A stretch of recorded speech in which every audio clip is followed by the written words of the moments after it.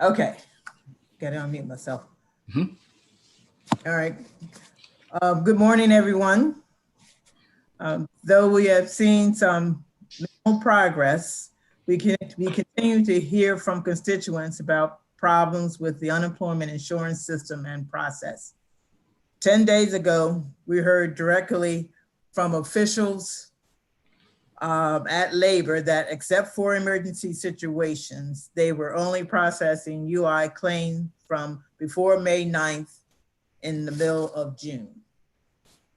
I am aware that the entire Maryland congressional delegation has offered its support to get whatever federal help is needed to streamline the process. People are hurting and we need this to be resolved quickly. I'm glad we have Secretary Robinson here today to help us understand how and when people will get their UI money so they can keep their houses and feed their children.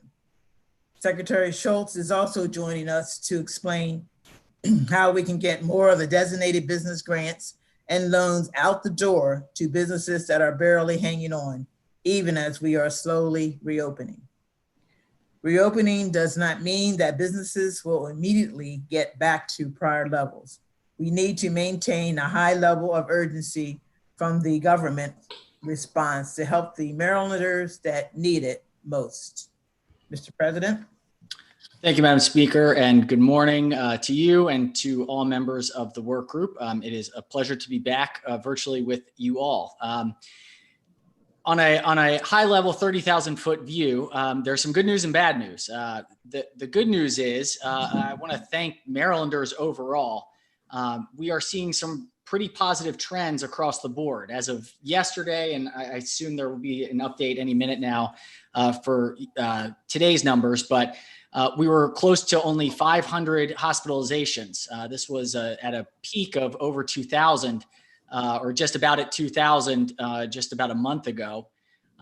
We are getting closer to an average of 10,000 tests, new tests being conducted each day. And even with that 10,000 testing rate, we're seeing a positivity rate that is hovering right at 5%, which is the number that this work group has been advised is kind of that critical juncture when things are in a positive place. And I think it's largely a testament, as I've been sort of out and about, I think Marylanders are taking this pandemic very seriously. We've certainly had our differences throughout different parts of this experience, but I would say overall Marylanders are being very serious and cautious and watching out for one another. And it's a really positive sign that the numbers demonstrate this care that Marylanders have for one another. The bad news is that, unfortunately, we're not seeing that same trend across the country. If we look at sort of what's happening in Texas and Arizona, and it looks like, unfortunately, Florida and California are probably in similar boats these days. Some of the worst case scenarios that thought had been avoided are starting to come to fruition. And I think that this is probably a lesson for all of us as we start to see a reopening that we are still in the beginning of this ball game. Until we have a vaccine or get to herd immunity, this is a virus that is going to be with us and lasting.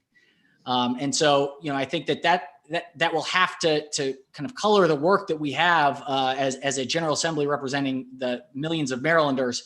That this is something that's going to be dynamic. There's no final win or loss here. It's something that's going to be ongoing. And I think there are a couple places where we're seeing some processes that need some improvement still, despite the progress. And I want to be very clear that there has been very clear progress in the administration of protections. But there's recent concerns about juvenile facilities, and that on May 20th, there was an announcement that we would have universal testing of juvenile facilities. It looks like there's still some serious work that has to be done to make sure that that has been fully implemented. I know that our standing committees have been starting to look into that, along with data around the nursing homes and the accuracy or validity of some of the data that is being reported. Transparency is more important than ever right now. People need to be able to trust those numbers. And so, as we move forward, we are going to have to continue to be in a place to work with the administration and exercise the oversight responsibility that we have as elected officials to make sure that we continue to see these positive trends for Marylanders. Transitioning to today, I think the topic that we have coming up with Secretary Robinson and Secretary Schultz will only become more important as things start to reopen. Hopefully, the unemployment issues start to be less acute as people begin to go back to work. Although we do know that there are still a substantial number of people that are waiting for outstanding back payments. That said, should we unfortunately experience a second wave like we've seen in Florida or Arizona, these systems are going to have to kick back into gear. And we are getting through the first phase of this, but unfortunately, we can't say it's the last. And so we have got to learn the lessons of what went wrong the first go round, what changes have been implemented so that if we have to experience this again, we're in a better place than we were on the front end. That's similar to the business support. I think there are a lot of small businesses out there, particularly women and minority-owned businesses, that are very, very concerned about opening. Just this week, there are 2 daycare facilities in my own district that over the weekend made the decision that they could not financially stay afloat and shut down. And so those families were given notice on Monday that they don't have childcare. So as the parents are supposed to be going back to work, their daycare providers are now gone. This is going to be an ongoing challenge, and these small businesses that are childcare providers, but also all of the services that are small businesses are the backbone of Maryland's economy, are going to continue to need targeted levels of support. And so I look forward to hearing from the Secretary today on those updates. With that, I would like to introduce someone that needs no introduction, Secretary Robinson, where we have seen some increased communications and progress. We look forward to hearing the updates and where things stand. Do we have Secretary Robinson on the line? I'm here, Mr. President. Can you hear me? Yes, thank you, Secretary Robinson. We thank you for being here, and please feel free to begin. Sure. I want to start by just saying thank you to you, Mr. President and Speaker, for giving me this opportunity to provide an update. I think we have been making some progress, and I also extend my gratitude to all of your staff members across the legislature, because I know that they have found themselves inadvertently on the front lines of dealing with my customers, who are also your constituents, who have been trying to navigate the unemployment insurance program in Maryland, as we have seen this unprecedented volume. So I thank you for recognizing the increased communication. I hope it has been helpful, and we plan to continue that as we go forward in some new and even different ways. We have this past week alone, while we always have a team of people answering incoming calls and taking inquiries and resolving claim issues on the phone lines, this week we have made a larger concerted effort to add members to the team that are proactively making outgoing calls and essentially cold calling claimants, trying to resolve issues from emails we have received. And I hope that your offices have seen some of that progress that's being made. We have effectively resolved and or contacted and are in the process of resolving almost 10,000 claimants' issues from that process alone, just from the proactive outgoing calls. So it is taking a toll on my team, who's working very, very hard. And to your point about any second wave that may come, I do believe that we will be ready, because we are increasing staff. We have increased our technology and our communications, and every single day we are working through this paradigm shift of how to operate under such stressful situations that we've seen during this pandemic. So I think we'll be ready. With that, I do want to just highlight, I will remind you that Thursday morning, unfortunately, is the United States Department of Labor report that comes out every week. So all of the new numbers from the past week are embargoed until tomorrow morning at 8:30 a.m. So I will have another report coming out tomorrow morning that we can make sure you all have access to. But as of today and for the previous week, we have paid out over $2.7 billion in benefits. Those are regular UI benefits and CARES Act benefits to Marylanders who we know need it most. So those are historic dollar amounts being paid from our program. We have received almost 540,000 complete claims. Those are claims that are unduplicated between the regular UI and the CARES Act programs, and that have filed requests for payment, which is the only way we have the ability to process and pay them. Of that number, we have processed over 502,000. That's 93% of those complete claims that have been processed. 405,608 of them, or 75%, have received payment, and over 97,000 have been denied. That's a little over 18%, simply for not meeting state and federal program requirements. And I know that everyone is most concerned about the number of claims pending. So as of last week, we still had a little over 34,000 claims pending in our backlog. That's 6.5%. But what I will tell you that I think is encouraging is the previous week we cut that backlog by 49%. This past week we cut it by another 50%. So we hope to continue on the trend of reducing those numbers. 6% of claims pending is not an unusual percentage in normal times. So I will remind everyone that we always will have, any insurance program across the country will always have a percentage of claims that are pending for various reasons. And I'm going to get into that a little bit more in a bit. Because it's a higher number, because obviously our volume is higher.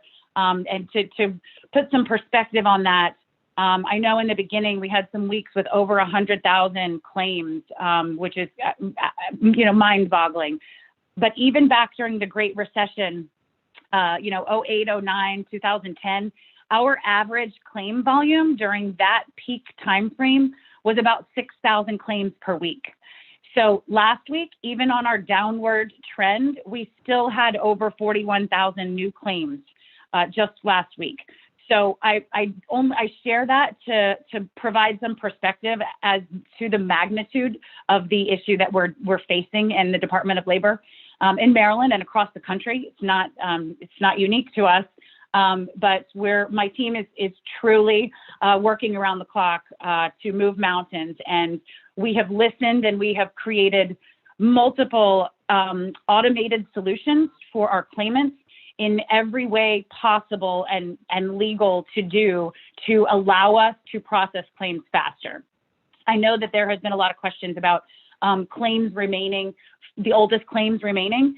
So I would like to report that we have less than 1% of our claim volume that remains from March or April. And I will likely have more details on that in our reporting tomorrow. But less than 1% is a small number when you're talking about the hundreds of thousands of claims we have received. And these remaining claims, first of all, the claimants have all received communication about their claim. They have been sent communication from our department about what's going on with their claim. They all fall into complex categories, having one or more issues related to potential fraud, Social Security verification, alien verification. These claimants may be receiving pension or severance pay. And when that happens, the employer lets us know, and we must deduct that from eligible benefits. They may not actually be unemployed, which is a category in our system. And that means that the employer has let us know that even though their hours may have been reduced, they are still receiving weekly an amount that is over our maximum benefit amount. So they're not eligible. But the reason we cannot deny those, the reason we must leave them in a pending category, is simply because more information is either needed or existing issues on the claim may expire during the term of their claim, triggering eligibility at a later date. So we are required as a department to manually review and monitor these claims for changes. And there, like I said, there will always be a small percentage of these types of claims pending. And for example, if a claimant is receiving severance or pension and the employer has let us know that that goes through a certain date, when that date is triggered, that payment has ended, their eligibility will become available so that they can start receiving their benefits. And it may be in week 21.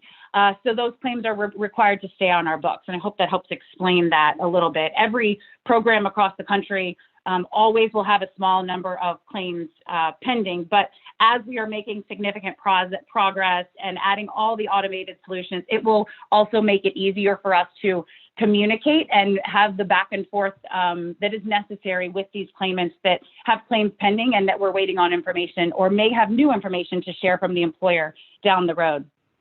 I also wanted to, you all should have received communication about a new return to work tool that we created for employers. We sent communication to claimants and to employers this week because as we have entered into phase 2 and businesses do start to reopen, we want our customers as well as our employers to understand the process that is required for when an offer of work is given to an employee who has been laid off, and what the requirements are on both sides. Because of our volume, it was difficult for us to keep up with all of the employers' notifications that we're sending them through email to our department about offers that they had sent to employees to return to work. So this new tool allows employers to go to our site, click on a tab, tell our department, as they are required to do by law, when they have offered an employee to return to work, and also let us know if that employee has refused that offer of work, at which time we will contact the claimant and work through whether or not their benefits should continue or halt. So from the claimant side, we want them to be aware as well that their employer will be notifying us if that situation occurs. So we hope we've made that a little bit easier on both sides and make sure everybody understands those requirements. If I could just for a quick second on that particular issue, we've had some constituents reach out. If an employee has concerns about, bona fide real concerns about safety or related issues at the establishment, is there any recourse there, or is that something that is between the employee and the employer? So our federal guidance tells us that an employee may refuse an offer return to work for good cause. And I know that's a bit of a general term. That is why the department is required to speak with both the employer and the employee. It doesn't necessarily mean when they refuse work for what they believe to be good cause that they will be ineligible for their payments. We just have to speak to them about it. And that's why we hope this new tool will allow us to do that a little bit easier. Okay, thank you.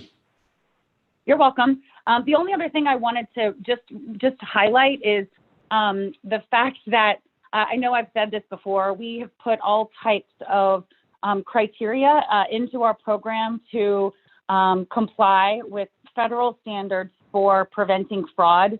We are happy about the fact that we have not been targeted, that we are aware of as of yet, as some other states have been in terms of fraudulent claims, groups of fraudulent claims. But I do want to just remind this work group kind of what we're being faced with. We obviously are determined to get all eligible claimants paid if they are eligible. But the pressure from the federal government to maintain program integrity is real. And as an example, the United States Department of Labor's Office of Inspector General issued a subpoena to our agency, as well as all states' labor departments, on Sunday, June 19th, requiring us within the next 2 weeks to provide 31 categories of detailed claim information to the OIG in order for them to cross-reference and ensure that we are preventing fraud in every way possible. I'm sure you can understand that these types of demands for such detailed data on every single claimant, that coming into our system, and the requirement that they have asked for in providing program assurances, on a weekly basis become difficult to balance with our state's goal of quickly providing benefits to eligible claimants undergoing financial stress during this pandemic. So we are balancing as best as possible. And I do, as I mentioned earlier, in terms of going forward, part of what we've done through automated solutions, allowing us to clear issues that we're able to clear through, IT solutions, has helped and has allowed us to get to where we are and make the progress that we have made. So we literally, my IT team is working with my UI team. We have a call every single day to constantly look at the categories of claimants and the numbers in each category and try to find ways that we may legally process them faster. So to that point, we are listening to you. We are listening to the governor's office. We are listening to our claimants and doing everything in our power to get through the backlog, which I will say, again, our pending numbers are higher than normal because of the volume, the higher than normal volume, but they are not necessarily, the percentages are not necessarily higher than normal. So we are going to continue to push forward.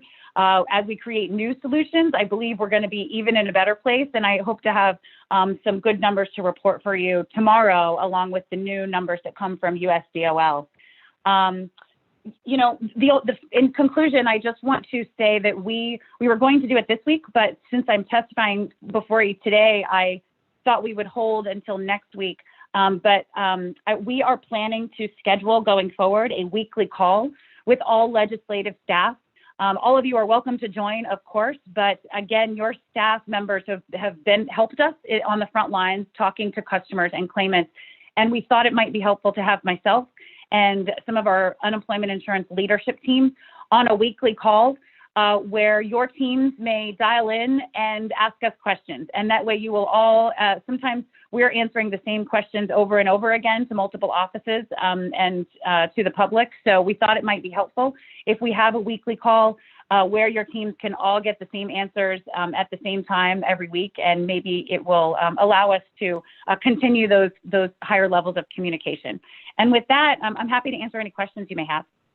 That's very positive. That's very helpful. I appreciate the, I know each one of our staffs has been feeling overwhelmed, as I'm sure many in the department have. And so I think that will be very, very helpful. And Speaker, I think you are on mute. There we go. Oh, wait. Our first question is from Chairman Davis. Thank you and good morning, everyone.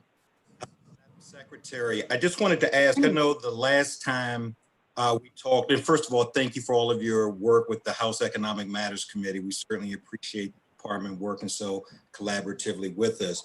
But the last information we got in our conversations was that, and I believe it was last week, you all were processing applications that were as of May 9th. I want to know, is that correct? And if it is, where are you all today as it relates to, the processing of applications? What date are you all on? So, Mr. Chairman, I may have to get back to you with a very specific answer.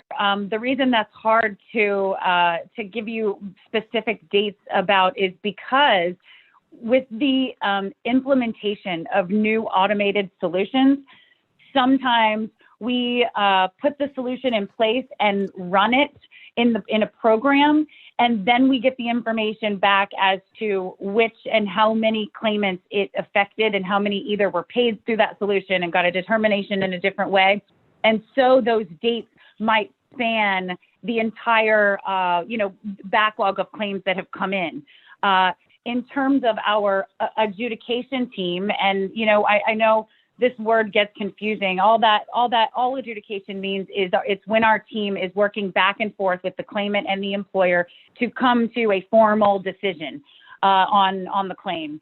And in terms of that team working through the backlog, the process and procedure is always to work from the oldest forward.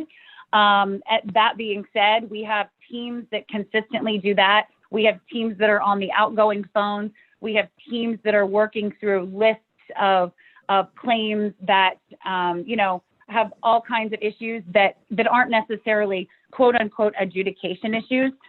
For example, If someone tells us that they submitted in their claim, they realize that they transposed their Social Security number, that would be a reason that the Social Security Administration is sending, blocking the claim and sending it back to us as unable to process.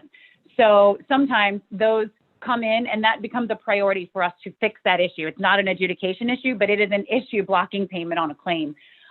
So it's a little bit hard. I'm not sure I have an exact date for you. I can probably get back to you with an estimated of time. As I mentioned, we have processed all claims from March and April that we believe are legally eligible to fully process at this time. So as to where we are, what exact date in May we're working through, I can tell you that it's beyond May 9th for sure. However, there might be claims from automated solutions that cross the board of having been filed last week all the way through the beginning of May that have been processed already. I know that's not a perfect answer, but complex. Madam Speaker, if I could just ask real quickly, one of the things that I was concerned about, and maybe it's already been addressed, through the CARES Act, there was an additional $600 that was allocated. If I'm not mistaken, that runs out at the end of July. Has any attempt or have anything been done to make the claimants aware that they're going to probably be losing 60% of what they had been getting by the end of next month? So, Chairman, the information about the CARES Act, all the deadlines, is readily available to any claimant on our website. That being said, I will remind everyone that no matter whether a claim has been processed or not, they will always get their backdated benefits, including that $600, even if it's processed, at a later date after the end of July. They're entitled to those benefits at any point that they were eligible to them, and they will receive them once a determination is made or an approval. We can certainly do more to highlight the deadlines in the program if you think that that's important. No, I wasn't so much getting at those who were in the process, but those who are currently receiving benefits. I wasn't sure if they were aware that, they won't be getting that extra $600 beyond the end of July. And then I guess I was envisioning a whole new round of concerns or complaints that their benefit had been dramatically cut, which was in accordance with, the federal law, but folks simply being unaware of it and maybe trying to head that off by advising them that that particular benefit does expire at the end of next month. That's all I was getting at, but I've dominated too much of the time, so we'll move on to other questions. I appreciate it, Madam Speaker. Sure, and I agree with you, and I think that we will be doing exactly that, to advise our claimants. We have increased our communication not only with you but with our claimants. We have access to send them direct emails, and that is a very good idea. And we will likely plan to make sure they are aware of that as that date gets closer. Thank you. Thank you. Senator Rosebeth. Yes, thank you very much. And thank you, Secretary, for being with us and providing all that information and all that you all are doing. As you know, the Congress, while it moves slowly and is often hard to predict, is moving and discussing in great depth a next round of federal legislation dealing with the whole crisis. One of the things that I think I've learned in this process, probably others have too, is how complex the unemployment insurance benefit system has become over recent decades. There's so many places that people can be denied benefits, so many boxes to check, all the stuff that you've described. Has your administration or have the labor secretaries nationally put together a series of recommendations to Congress that when they act, and they may very well act in the next month, they may not act for 6 months, but they're going to act at some point, to clear out the underbrush of this excessive overregulation of unemployment benefits that has been such a challenge for your department, such a challenge for the people of Maryland? Well, Senator, we certainly have been in communication with our federal partners and our federal delegation, for that matter. We issued a letter to Secretary Scalia a couple of weeks ago with some requests. And I am on a call every week with labor department directors across the country. You have heard me say before that while I do believe the federal government has been trying to help us along the way, they certainly have not made it easy for us. And since the passage of the CARES Act, I don't have the exact number right now, but it's no less than 16, we call them UPLs, they're unemployment insurance program letters that come to us, to all states from the United States Department of Labor, providing guidance and information. It's kind of like a regulation to tell us what requirements are needed to implement all of the programs. And, with all of those guidance documents, new information has come. Some latter of those UPL documents have modified and or changed the requirements in prior UPLs. They have required us to go back into our system and reprogram questions for eligibility because some of them came after the time that our system went live, because we were trying to operate as quickly as possible to benefit our customers.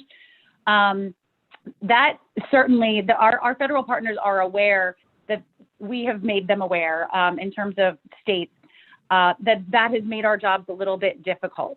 Having a streamlined, simplified guidance document for these programs certainly would have been easier, but they also were operating, I know, under, stressful circumstances in a pandemic and trying to get things out quickly. So we will, in our letter to USDOL, we did ask for additional administration grant funding for this program so that we can continue to staff appropriately to be prepared going forward in case there is a second wave. As I'm sure you know, this program is federally funded, and it's funded under a resource justification model, which means the past decade, the unemployment numbers have been low and our volume has been low, and that meant our budget had been reduced. So that makes it harder in the time of a pandemic to ramp up quickly. We have done the very best that we can, and I think we're in a much better place than we were 3 months ago, and we'd like to continue that going forward and make sure that we're prepared in the future. We also asked the federal government to provide either grants or forgivable loans for our state trust funds, which is really important. Every state is on board with that because, as you may know, this pandemic is due to no fault of our employers who were required because of the pandemic to lay off some of their employees. So we don't want them to be burdened by an increased tax rate, and that becomes a difficult situation when the federal government, is offering us loans, and after December of this year, will be charging us interest on those loans. So I would say, to answer your question more succinctly, yes, we are working with our federal partners. We have made multiple requests, and we do hope that they will continue to provide assistance.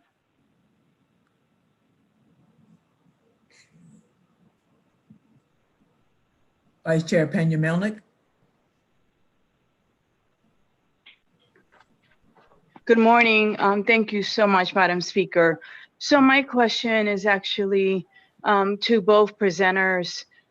Thank you for the work you're doing, and I have seen the communication improved. However, over the last 3 months or so, as you know, our offices have been just overwhelmed with our constituents that are they have simply no money.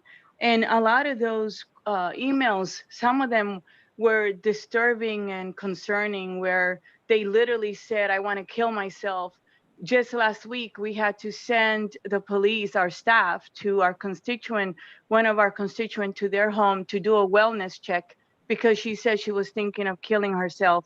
And I know that we forward those to you when we get them. Does your staff in both departments, those that apply for grant or those that are applying for unemployment, do they have a script where they do a little bit of a check to the person asking, how are you doing? Do you think you need a referral to the crisis center? Because we're getting those emails and they are so sad. Delegate, absolutely. Thank you for that question. And we absolutely not only have a script, but we have a training for all of our employees.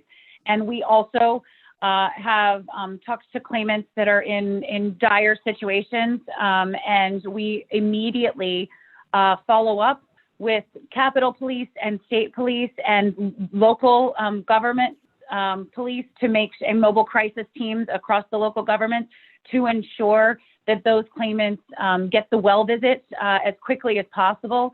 Those, go right to the top of the list because obviously, as you mentioned, it's very hard to hear, and we do everything in our power to get them the assistance they need as quickly as possible. Okay, Majority Leader Lukey. Thank you, Madam Speaker, and thank you, Madam Secretary. Madam Secretary, my understanding is that some other states who've also been dealing with the same inundation of applications for UI have started going ahead and sending people checks, and then, if it's necessary and the person was not eligible, clawing back the money later. And it seems, given the delays we've seen in providing UI benefits to Marylanders, like that might be a way to help with some of the folks who've been waiting and struggling and having trouble paying their bills. So why have we not taken that approach? Well, we certainly are aware that some states immediately did a little bit of that. Many of the states that have entered into that type of practice, paying immediately upon the filing of a claim, are the states such as Washington State, Rhode Island. Trying to think, there's 5 or 6 of them that did that immediately and ended up with hundreds of millions of dollars paid out in fraudulent claims. So we have been encouraged not to do that by our federal partners. I'll tell you what we have done instead is create multiple automated solutions for different categories of claims. And one of them in particular is a step in the direction of what you have asked, but we do it in I believe, a way that maintains program integrity. We created a solution for we had a large group of claimants that had multiple employers in their base period that were presenting issues on the claims. And so, as you can imagine, I don't fault the employer, but when employers are closed, their business is closed, and we're trying to get in touch to set up interviews with, 3 different employers over a base period of 18 months. And maybe the claimant has not worked for that employer for 6 months, but we're still reaching out and trying to get a bunch of information and ask questions about why they disagreed with, a layoff or called it a discharge for some reason, and the claimant and the employer disagree. We've had a really hard time getting in touch with some of those employers during the pandemic, understandably. And so with that large group of claimants that had multiple employers creating issues, we made a decision to create a program to transition those claimants to the Pandemic Unemployment Assistance Program so they could be processed very quickly because we had multiple signs that those claimants after full adjudication would go to that program anyway, and we didn't want to make them wait, to your point exactly. So those claimants have now been able to be processed and paid under PUA. And we on the back end are doing exactly what you're saying. We must follow up with these employers, and if and when we determine that there was any reason that any of those claimants should be moved back to the regular UI program, we will do that in a seamless manner without, any stress or interruption to the claimant, but we'll do it in our processing on the back end. We have 2 final questions. Oh, Majority Leader Lukey, were you through? Yeah, I was just saying. Oh, sorry. We have Senator Kelly, Chairwoman Kelly, followed by Senator Lamb for final questions. Yes. Good morning, everybody. Madam Secretary, I keep reading and I'm hearing now from my constituents that a lot of people are being evicted as the result of not having been able to get their unemployment checks. I know that you are being harassed in a way by the feds with all these subpoenas, but they aren't going to put you in jail. Could you put the people first and see what we could do? Because if you're up to date through May and it's almost July and all these evictions are coming and they're telling us it's no secret, in addition to the fact that because so many people have lost health care and providers are being cut now,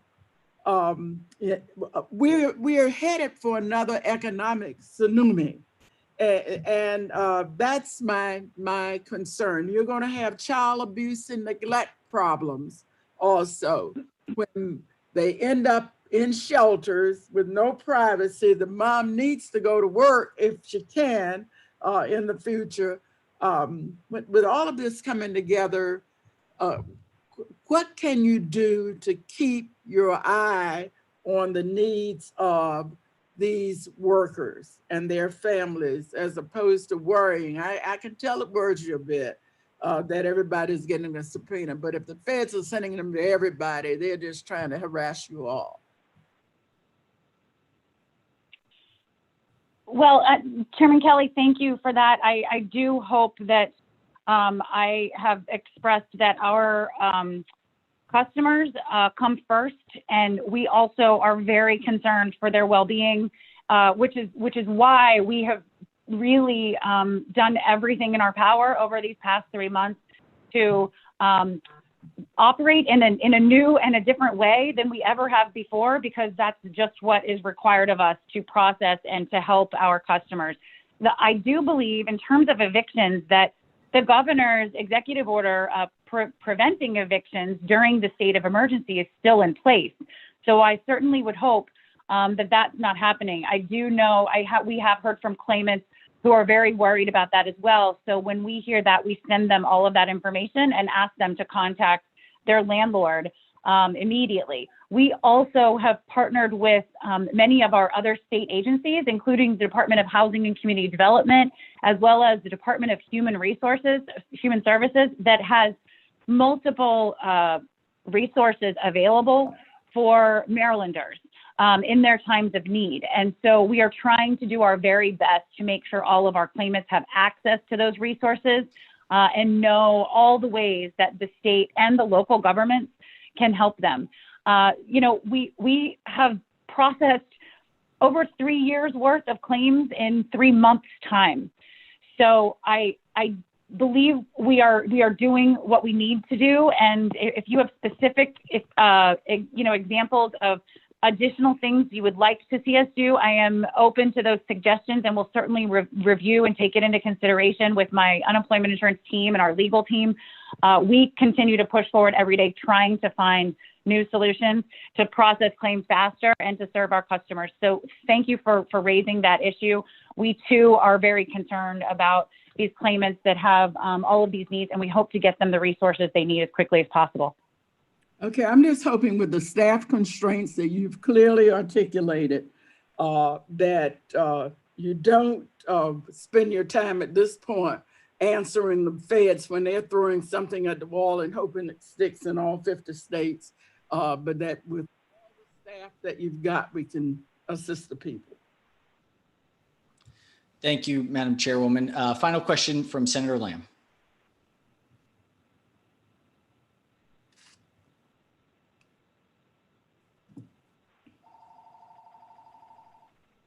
Senator Lamb, we had you unmuted, but it looks like you are muted at the moment. All right, there we go. Senator Lamb. Thank you, Mr. President. Thank you, Madam Secretary, for being with us. I know there are a lot of important issues here that you're working on. Certainly appreciate the information and briefing. I had 3 parts to this. I wanted to, one, I know that you had a June 14th email that was sent to our offices where you had committed to contacting and resolving pending constituent cases that were sent to you from our offices beginning that week, if not possibly sooner. And I know that you had cited that there are just a small % of cases that are still pending at this point, but I think even in our office, we have over 150 cases that are still pending and outstanding, some stretching back as far as March and April. And I'm wondering if you can speak more to that and see if you can commit to additional expectations of when those may be resolved.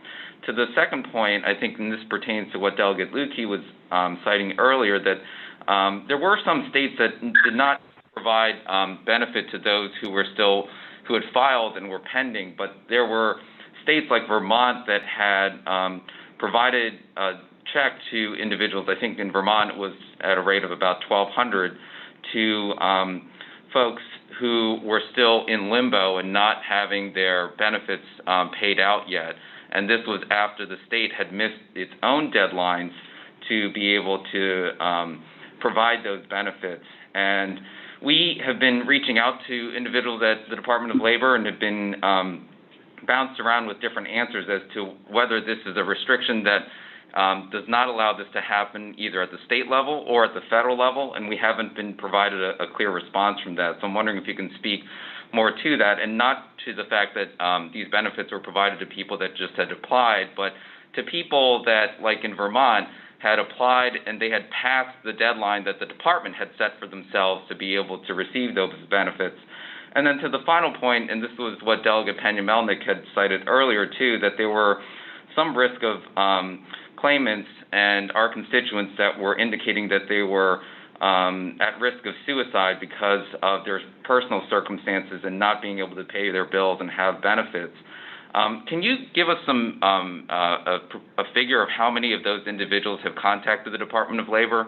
How many individuals that you've had to follow up on that had indicated that they were at risk of suicide and you've had to do additional follow-up on? Sure. Thank you, Senator Lamb. Let me go back to the first part of your question. I think in terms of the communications with your offices and pending cases, I would remind you that, number one, some of the cases that we report as pending adjudication are different from some of the inquiries that come in ongoing on claims that may either have been paid and payment stopped for some reason, or there is another issue that has been triggered in the course of their claim that we obviously work very quickly to contact the claimant and resolve. In terms of your list that are coming back to you in the reporting and communication from our office to your office, we have experienced in the follow-up phases of working with your team a lot of duplication across spreadsheets. And so remember, your constituents reach out sometimes to multiple legislative offices. Sometimes they reach out directly to our office through the RUI inquiry box. They may have been resolved in one place and simply not, documented as being resolved on someone else's list. We are working through all of that follow-up. My team is doing that as I'm speaking to you now, and I hope to have communication back to you this week so that we can clear all of that up because they have worked really hard to get through those. So we don't want anyone to be left hanging, and we want you to be aware of all of your constituents that have received resolution. To your second question, I think that you were asked about Vermont. What I will say about that is that's a tricky program, and my understanding from talking to their director about what they did is that it caused a lot of problems and a lot of overpayments that the state is now having to collect. And the letter that went to claimants with the payment that they issued for some claimants stated that asked the claimant to void the check or send it back if something had changed since the time and they had received payment. That's a really tough thing, to ask a claimant to do. And as we in Maryland are making such significant progress, I would hope that we can just get our payments out in a timely manner, as is our goal in any time, and even not during a pandemic. I would hope that because of the automated solutions we have created and the team that we have created and expanded during this pandemic, I believe that we can reach every claimant in the normal process, the normal new process, I shall say. So there's that. And the last question, I believe, was about how many claimants we have had to send to mobile crisis or local teams or state or Capitol Police. I don't have those numbers off the top of my head. I can certainly try to get back to you on that. We did, I will tell you, those become a priority for us. Everyone in our team is trained on how to handle those. However, we did have a problem, about a month ago where multiple claimants were posting on Facebook that they could put the word suicide in the subject line of their email as to try and get our team to call them back faster.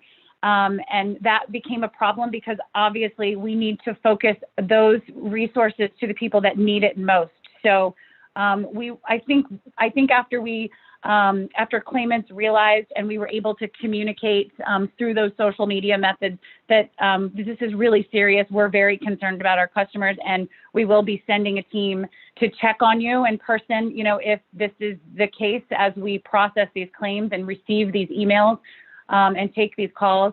That helped resolve that problem pretty quickly, so that we could focus those resources where they are needed. It's a huge concern. I don't believe it's been a very large number that we've had to send out, but I can follow up and get back to you on that. Okay. Thank you. Thank you, Senator. Thank you, Madam Secretary. We appreciate you joining us today and providing these updates, and look forward to the ongoing work. And hopefully we don't have to face this level of challenge again, but certainly I'm staying ready to make sure that if we do, we are doing the best we can. Thank you so much. All right, Madam Speaker. Did we lose this? I believe the speaker, we may have lost the speaker's connection for a moment. I will go ahead and introduce, do we have Secretary Schultz with us? We do. Yes, Mr. President, I am here. Thank you. Excellent. Secretary Schultz, thank you for joining us today. We look forward to hearing your presentation on the status of business recovery and look forward to your remarks. So please begin at your convenience. Great. Thank you very much, Mr. President and Madam Speaker, if and when she is able to jump back on, and it's good to hear from so many of you this morning. And I just want to state that Secretary Robinson has probably the most difficult job in the entire state right now. And I just want to give her and her team lots of credit for managing an unspeakably difficult situation. So just wanted to say that. But I am thrilled to be able to give you an update on where we are on a few things, Mr. President. I would like to update you on the loans in the grant program, on just some overall economic initiatives that's happening across the state, and hopefully you'll see that the amount of progress has really been significant since the last time that we've spoken.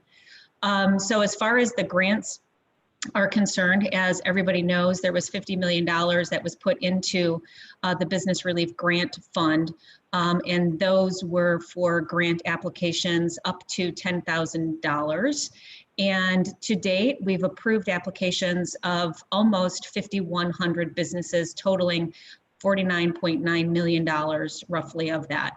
I'm happy to say that all of the grant agreements have gone out to the participants, the applicants that are going to get the funding that is between the dates of March 23rd, 24th, and partial of March 25th. And all of those grant agreements are out. Roughly almost 3,500 businesses, and this is as of last night, Mr. President, and we're kind of one day behind, have received their grant applications. And I'm really very thrilled to say that at this point in time, I'm receiving more emails of thank yous as opposed to people that are not happy at this point in time. And I know hopefully that the legislature is feeling the same way with that. With the loan applications, we went and we extended into yet another IT system in order to be able to very quickly distribute the agreements. Part of what we had seen with the grants is that there was a lot of back and forth and a lot of manual sending of emails and signing documents, and making sure that everything was put in the appropriate ways. So what we did is we procured with DocuSign, which we already had a contract with the Department of Commerce, and we have additional service. So we are now sending out roughly, of the last 2 days, 400 loan agreements per day. And so those are coming back very, very quickly. We have identified 1,629 applications that right now total just under the $75 million that had been put into the fund.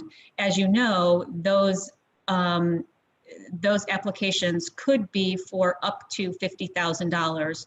So obviously the variance in the amount that the businesses are going to be requesting is not going to be as easy to predict the number of loans, but we're right there at the 1,600, a little bit more than that, to get us to the 75 million. So we're very excited about that.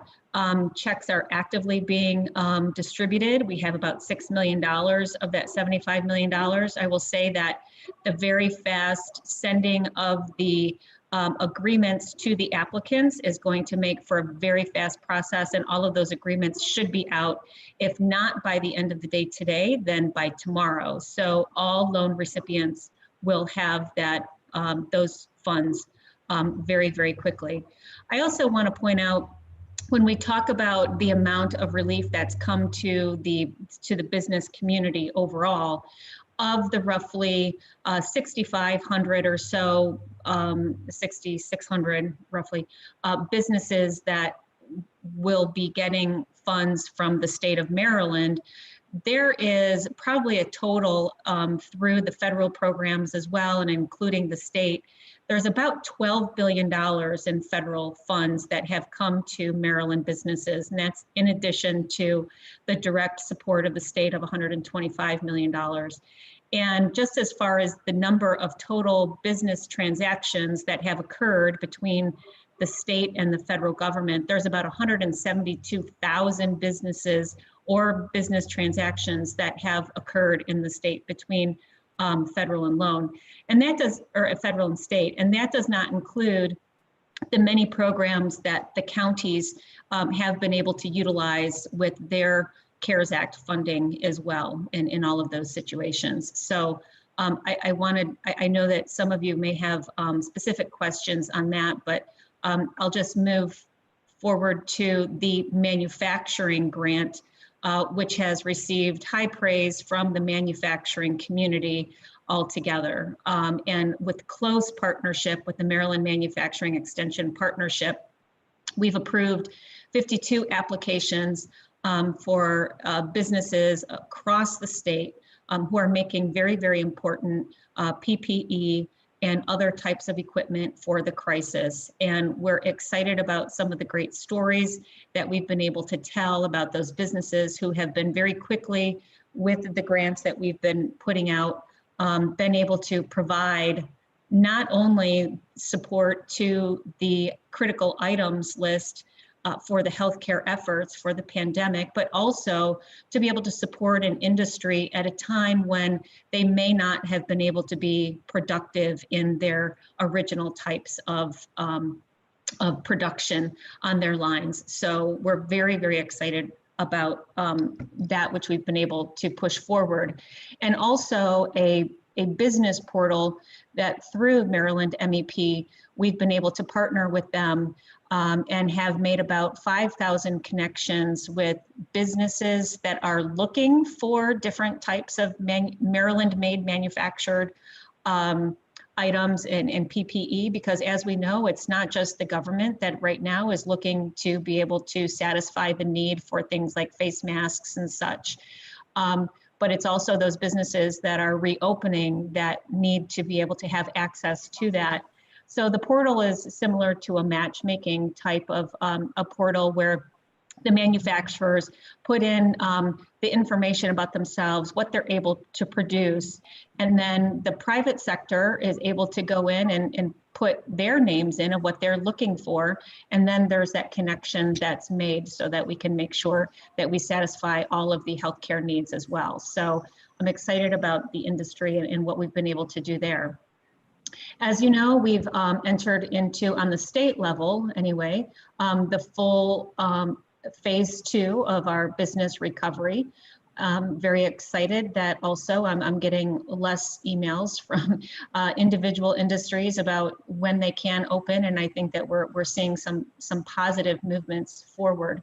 I just want to say on the recovery part of it, as much as you guys, I'm sure, see some levels of confusion over the course of the last 3.5-4 months as to what is allowed and what is not allowed, there's a significant work group that had been put together almost from the beginning, and it's a compliance work group. And for that, it's a partnership between the Maryland Department of Health, the Department of Commerce, the Maryland State Police, the governor's office, all of these individuals who are able to kind of dig through some of the criteria and eligibility at the beginning of what was deemed essential and non-essential, and more recently what is put into as far as the recovery and the possible openings and those types of businesses. And there's a lot of significant conversation that happens there. And so I really want to thank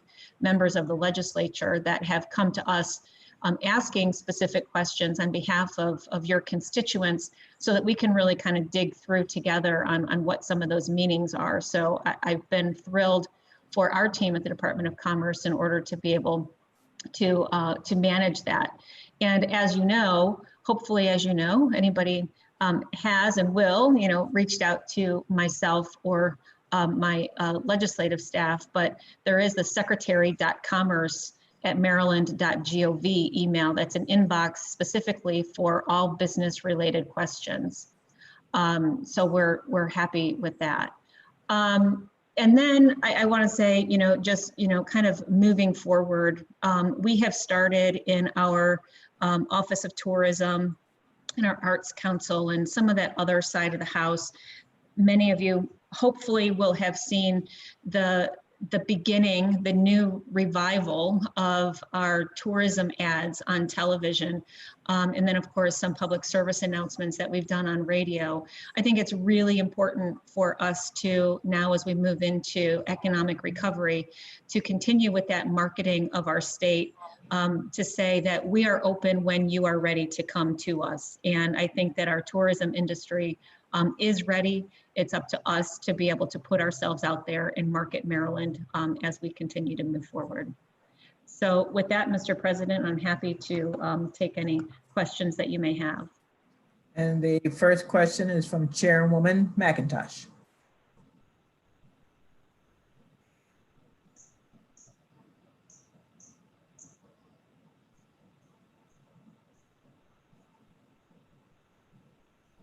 Chair McIntosh.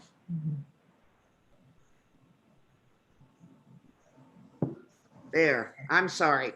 Thank you, Madam Speaker and Secretary Schultz. You mentioned that, grant programs through the CARES Act, that money was out the door, that you've got that you have completed the grants, and you mentioned a number of the loans that now the agreements are going to be completed and that money will move out the door quickly. My question is when and if will we get a list of who those grants and who those loans are going to? Yeah, so thank you, Madam Chair. Just to clarify, we don't have all of the funds out, but all of the grant agreements have been sent out. Okay. And by the end of tomorrow, we should have all of the loan agreements that are sent out. And we will be happy to supply a list when it is all complete. We don't have a problem with that. I just want to tell you one of the reasons why it's a little bit difficult to do that right now, because as we send out, for example, the grant applications, there are grant applications that are sitting in applicants' inboxes for a lengthy period of time. And I believe that Secretary Robinson had also said, you know, it's not because of any fault of their own, but they may not be accustomed to checking their emails, these small businesses, or they may have put in 2 different types of email addresses that may have gone out. So one of our other lessons that we learned is that now we have a team of individuals from the Department of Commerce who are individually calling applicants to be able to make sure that they go in and they track where their grant agreement is. Because what we don't want is for somebody to say that they did not receive the grant agreement without us doing our due diligence to make sure that they have it. So, so going through that process right now to be able to make sure that we have that one-on-one individual type of communication with them, it takes a little bit more time. I think it's a worthwhile thing to do, but that's just an example of how we can give you the name of the grant applicants who have been approved, the 5,093 businesses right now, but until we actually complete the transaction, I'm hesitant to send any of those business names out because some of them, we had one the other day that when they were reached out to by our team said that they no longer want the grant application because there are stipulations in the agreements that are signed by if they received an SBA loan, that if they receive any other type of government funding based on CARES Act funding, that they would have to pay the federal government back with that funding. And so as we work through the distribution, we want to be able to make sure before we give you the exact names of those business entities that we have a complete and accurate list.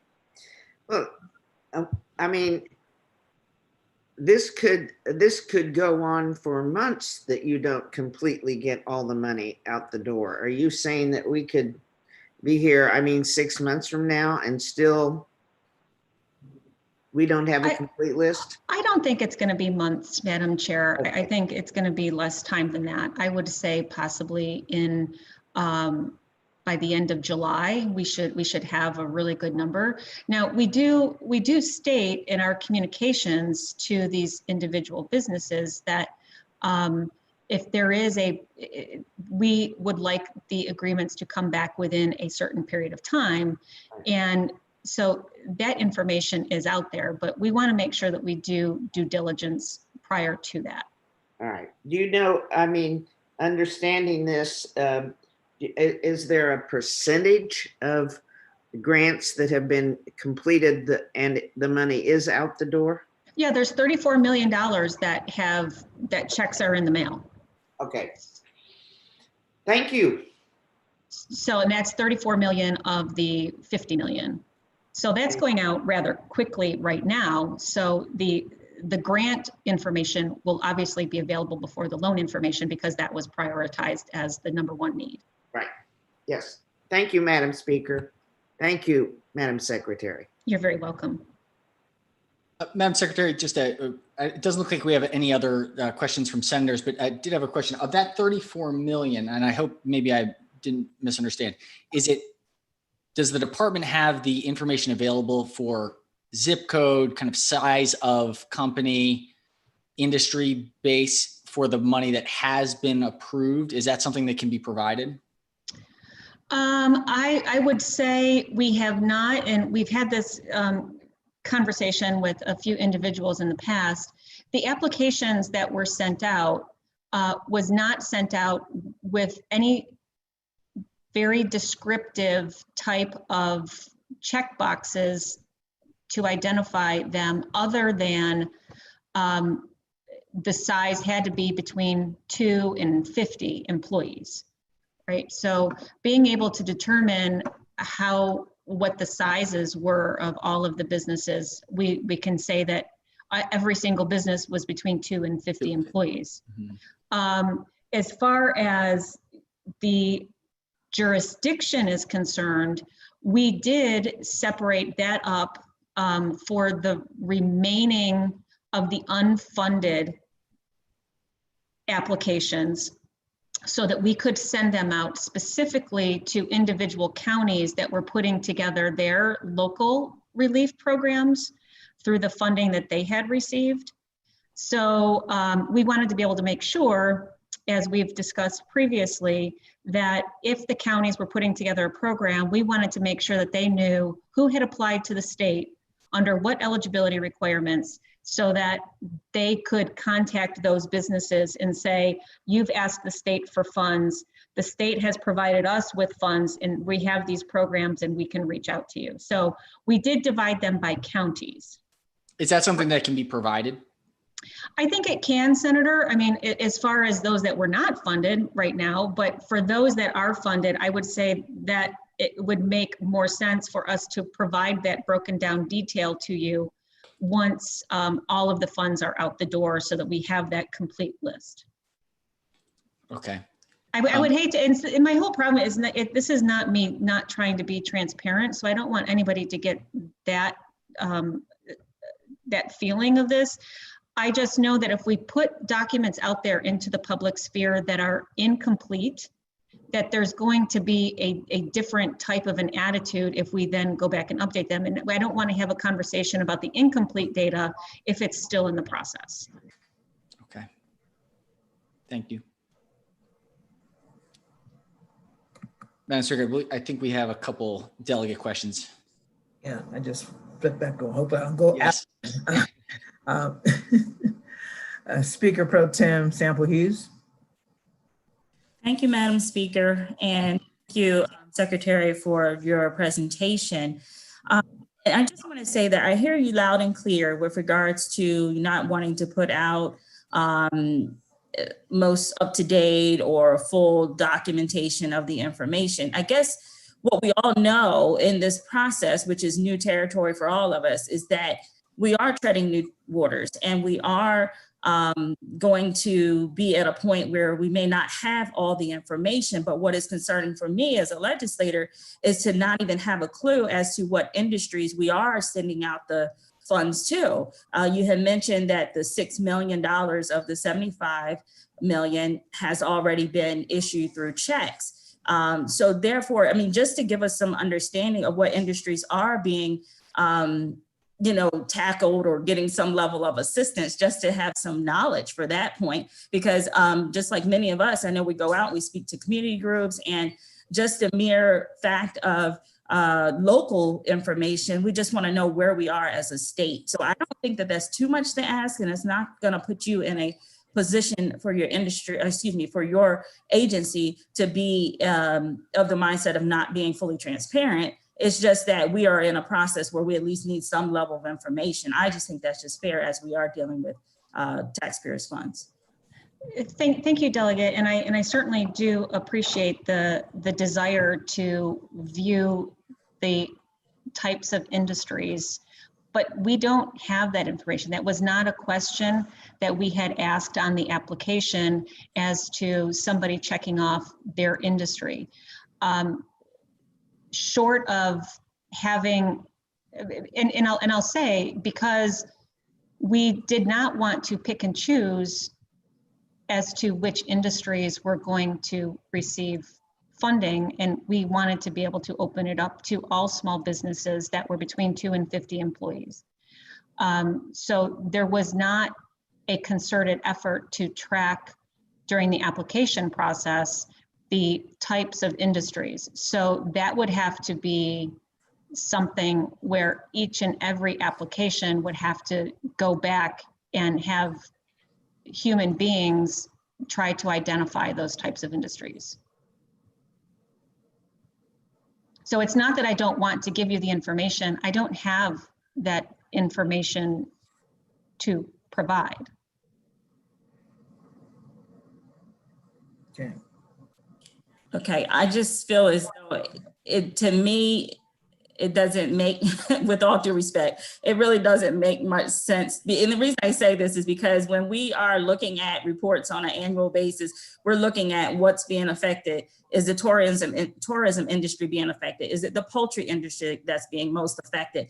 And I just would think that in an initial assessment of an application or that technical assistance review, that would at least be one of the main things that we were capturing. But thank you for your information. Yes, absolutely. And if you want information as to the types of industries that have been impacted, our economists pull that every couple of weeks, and we definitely have monthly reports on that.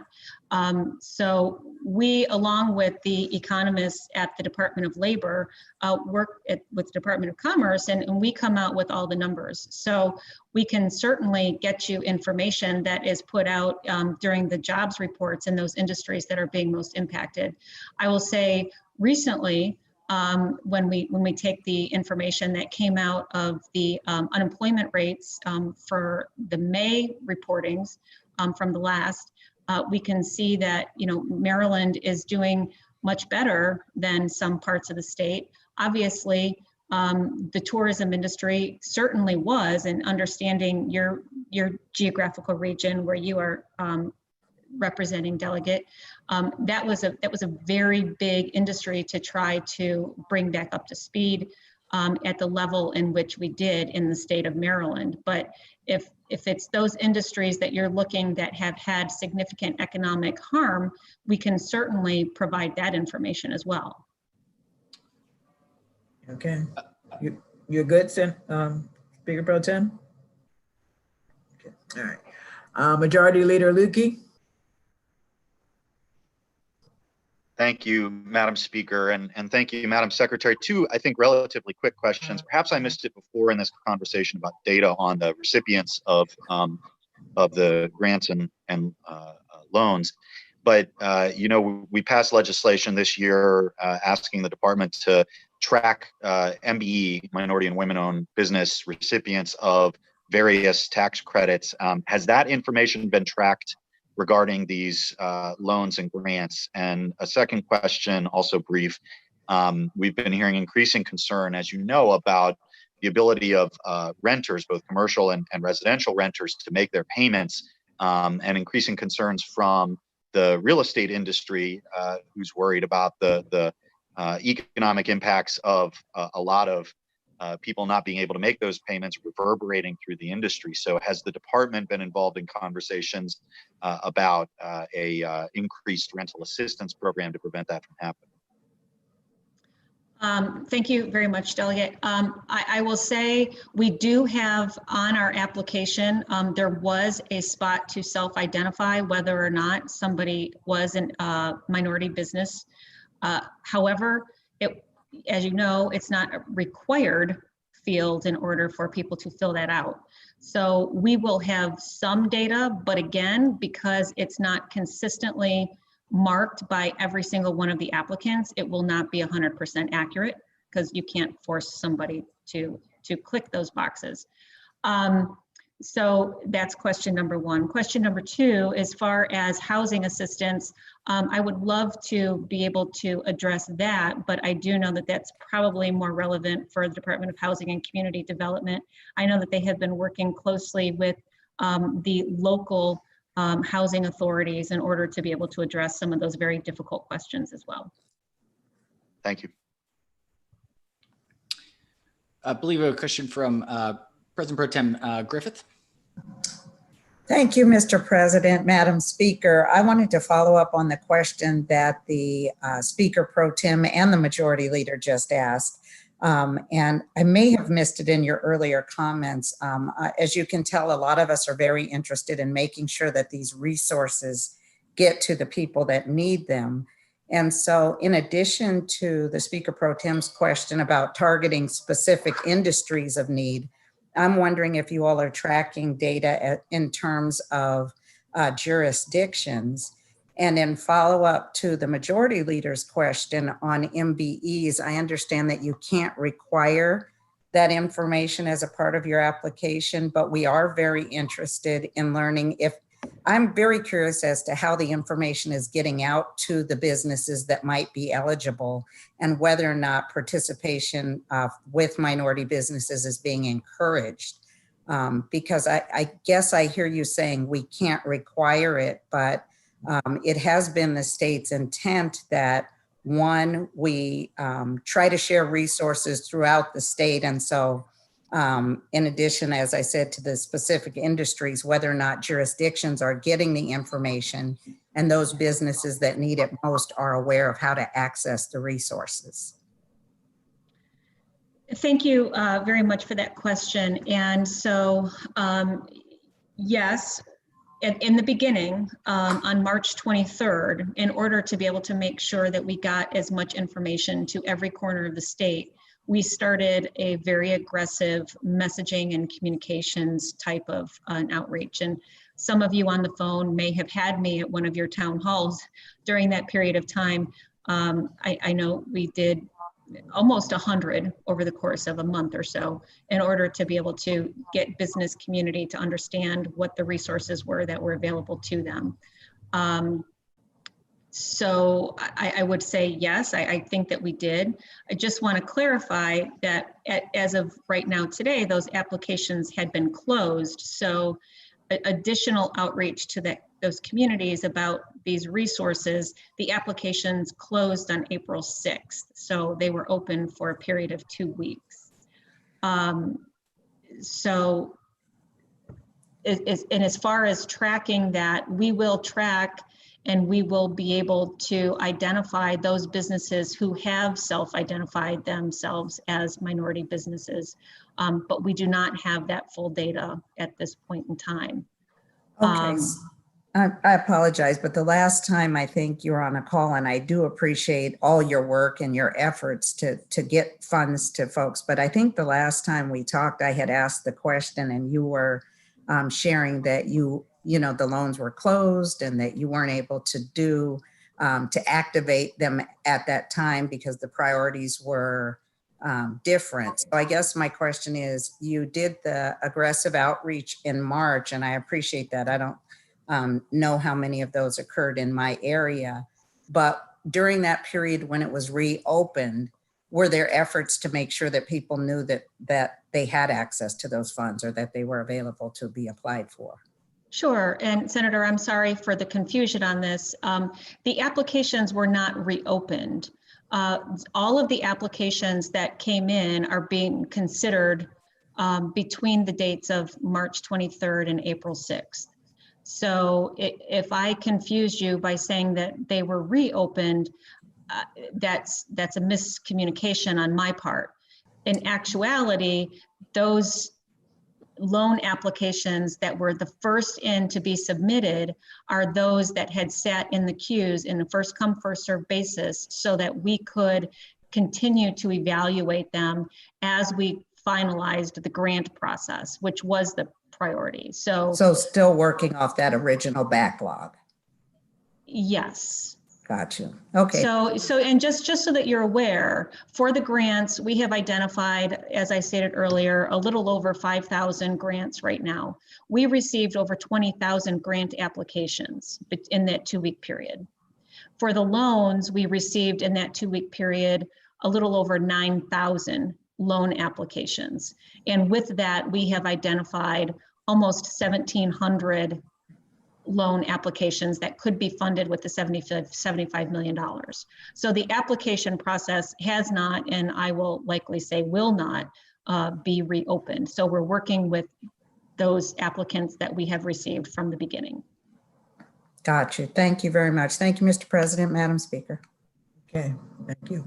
Madam Secretary. Vice Chair Jackson.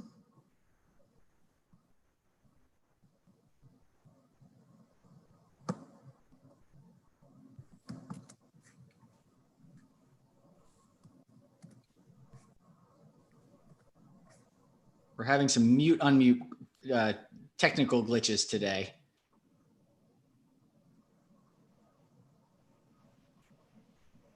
Well, actually, I just noticed that we were able to unmute Senator Kelly. Madam Speaker, do you want to go to Senator Kelly and then we'll go back to Vice Chair Jackson once we figure that out? Fine. Okay. Chairwoman Kelly? I'm just wondering, Madam Secretary, in the limited time that you had to get the information out, you consciously outreach, do you have a good list of minority businesses or of trade organizations or co-ops of community-based businesses that cut across various demographic sectors. So when you're doing outreach, you don't just throw something to the world.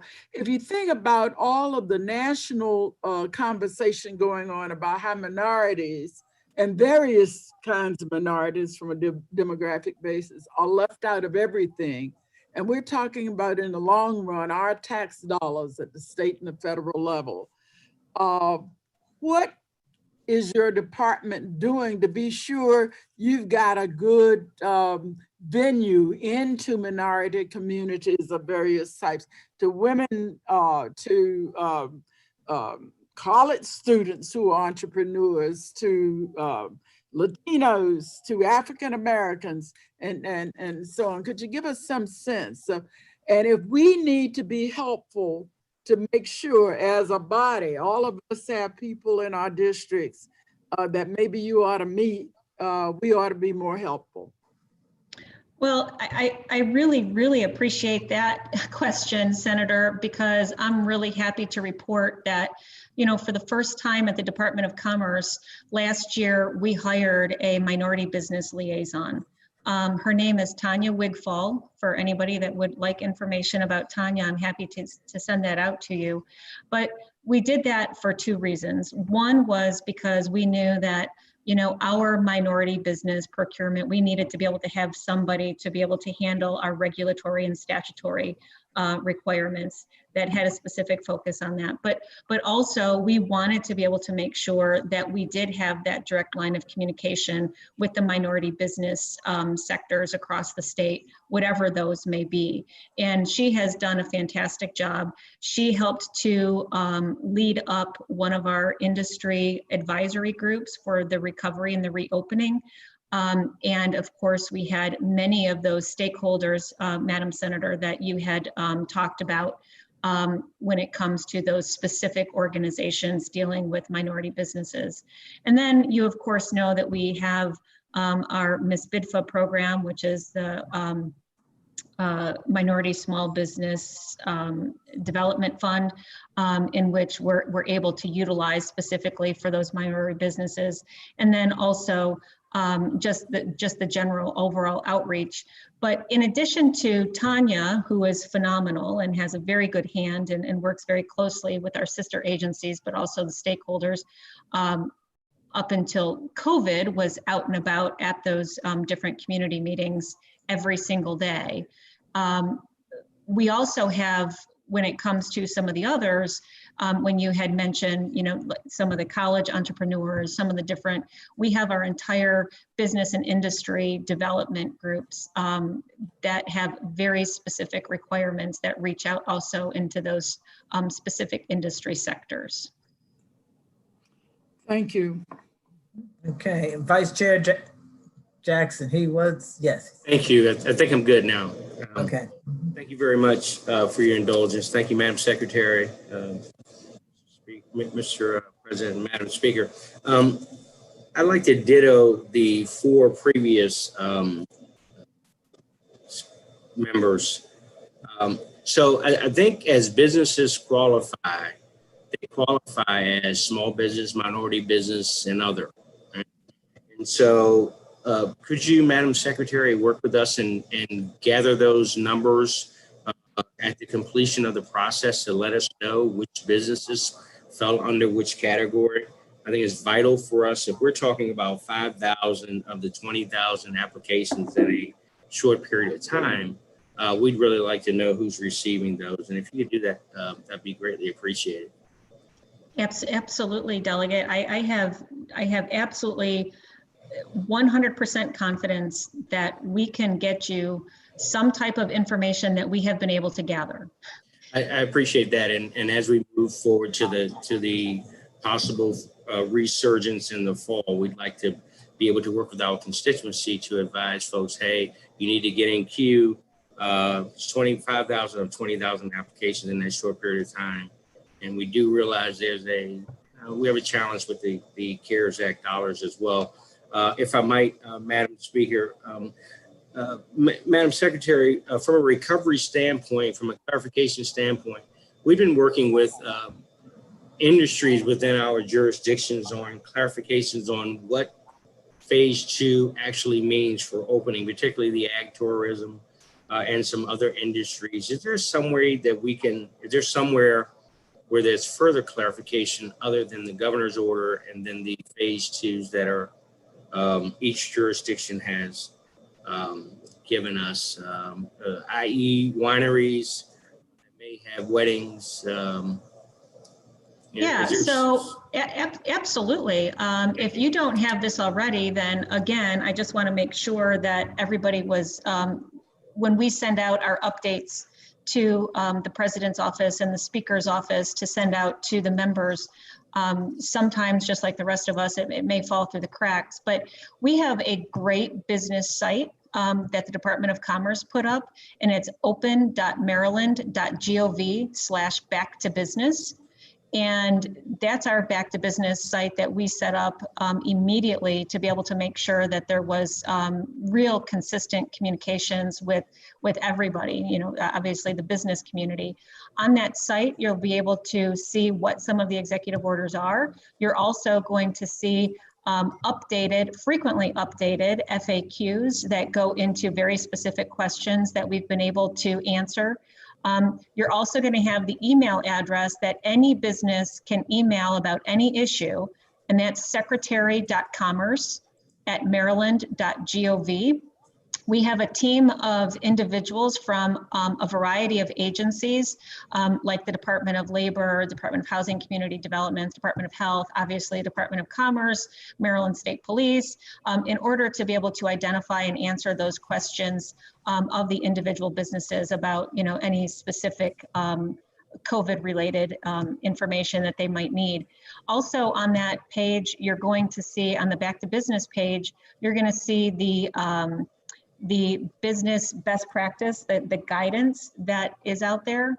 And that's for industry specific. And those are a direct result of the 13 advisory groups of specific industries that the Department of Commerce spearheaded, like the manufacturing industry, the restaurants, retail, all of those, what the best practices were for businesses to get open and start to recover economically. That is, we had special attention for those on the phone that may want this information. We do have it translated, went to extensive lengths to get all of that translated into Spanish as well. So that's all there. And then you're also going to see a back to business pledge, because I think what's really important for everybody here to understand is that as important as it is to get the businesses open and start with our recovery process, it's also very important to be able to make sure that the general public and the employees feel safe to go back into those places of employment. And I think what we're seeing now is that in certain sectors, there is some hesitancy for that. So we created a back to business pledge, which is a way for businesses to download and sign something that they can put in their window, in their storefronts, in their places of employment, to remind the employees and also to remind the general public that they're agreeing to certain things, like the cleanliness, like the wearing of face masks, like making sure that employees are educated and that they have options as far as to how to work in this world of possible additional teleworking, et cetera. So Delegate, I apologize if you have not had that up until now, but for anybody on the phone, that's really such great information, not only for yourselves and for your legislative assistants to be able to reference, but also for your constituents. And I have seen some members of the legislature that have forwarded that out to their constituents in their newsletters as well, because it's a wonderful resource. And the first day that we had the business pledge posted, the system couldn't handle the load of businesses that had reached in, but because there were so many people that wanted to do that. And we have well over 6,000 right now that have been downloaded, and I don't have the immediate numbers for you, but I think that we have to all remain cognizant of the fact that, you know, recovery does not start and end at just opening up the doors to the business. It's going to take all of us some time in order to be able to provide that assurance and that confidence for people to want to go back out into these places of employment. Thank you very much. You're welcome. I believe that's our last question. Thank you, Madam Secretary. And I do know that what we get, I think the last thing we got from your office was the business loan process information that went out, I guess about over a month ago. So when we do get something, when we do send it out, so. Well, I know that you do. I also know, Madam Speaker, that sometimes we are all in such a busy mode that sometimes, just like myself, you know, I'm human, just like the rest of you, that sometimes it gets put to the back burner and I might not read as much as I should probably read of the information that's coming in. But thank you so much. Yeah, you're quite welcome. Well, I want to thank you. And this ends our session today, and you can check the hearing schedule on Maryland General Assembly website for our committee meetings. But our next meeting, this group, will be July 8th at 10 a.m. Thank you, everyone. Thank you, everyone. Hopefully we won't have any glitches the next time. So. Right.